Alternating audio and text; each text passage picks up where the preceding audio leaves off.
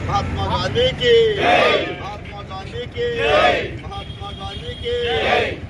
సాధిద్దాం మహాత్మా గాంధీ గారి ఆశయాలు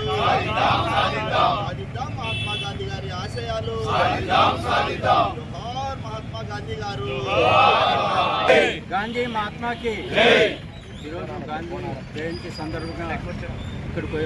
వచ్చినటువంటి నాయకులందరికీ, కార్యకర్తలకు, కౌన్సిలర్లకు, మాజీ కౌన్సిలర్లకు, పార్టీకి సంబంధించినటువంటి అందరు ఇన్ఛార్జీలకు అయితేనేమి అందరికీ కూడా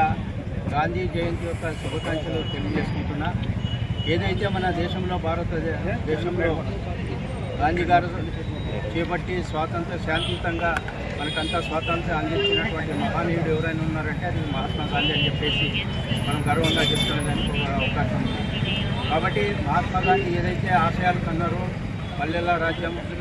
అవన్నీ కూడా ఏదైతే మనకు పల్లెల్లో రాజ్యాధికారం ఉండాలనే ఉద్దేశం ఆయనలో ఉన్నటువంటి అధికారాలన్నీ కూడా పల్లెలకు ఉండి పల్లెల ద్వారా ప్రతి గ్రామాల నుంచి గాంధీ గారి యొక్క ఆశయాలు అన్నిటినీ ముందు తీసుకున్నటువంటి నేత. మరి అటువంటి ఈ రోజున ఏదైతే గాంధీ గారి యొక్క ఆశయాలను